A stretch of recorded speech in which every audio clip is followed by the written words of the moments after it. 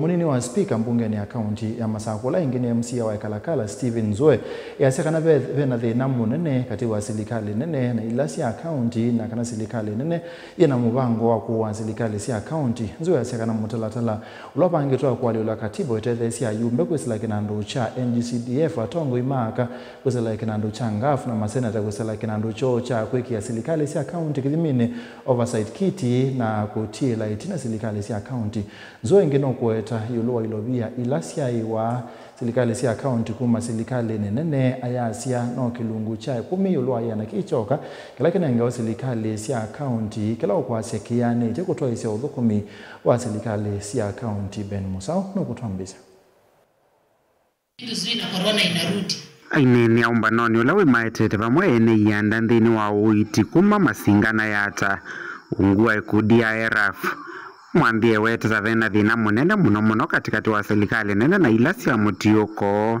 ikwitha serikali nene etaunenga uitola wa ilite serikali sia county kwa kuselese ilovia ila ibadhia wa county. We've got a serious problem with the national government as counties, and if we don't speak about this, I'm telling you, devolution kidogo binaona inaenda kukufa. Mwandie weta ona mutalatala ula wendekethetwe wa kusenze kilungu cha katiba wilenga ambunge ma county uvumana masenita na kuvingi anza ma MCAs na county. As you speak now, there is an amendment, constitutional amendment bill in the national government.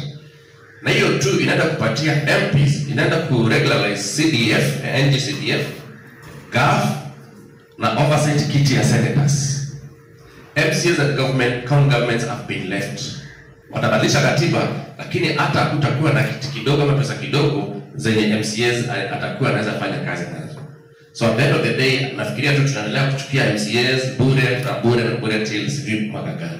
Oingie weta mbesa ila ibadhia wa county dhino kilungu cha 10 yulwa yana kila kitatonya kukwatilila county aiweta mutu oyo wa kuselegwa kwa ilovia hivi ni kutumita maendeleo makwama ovama na kuingeva kwa mandeni na mono kwa ene kandalasi ala methito maithukumana na serikali sia county. Even assuming that next financial year they are going to give us 405 billion and the national budget is 4 trillion. In percentage, what is 400 billion of 4 trillion? What is the percentage? That is 10, right? That is 10%. So wakati tunaongelea county government, ni vizuri tujue county government they are only getting 10%. 10% of national care. Hapo ndio ile kazi yenye tunataka ifanywe yote tunatoa pesa. Including kulipa our health practitioners na hiyo department yote ya health. Na mnajua venye inakula pesa.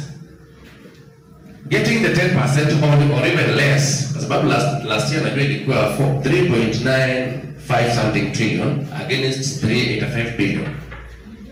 Based on that, being 10%, the last disbursements that were done by national governments, the national government to county governments, was done for the month of January. Now, and our outsource is 100 million. Sasa you can imagine venye ile struggle iliko pale.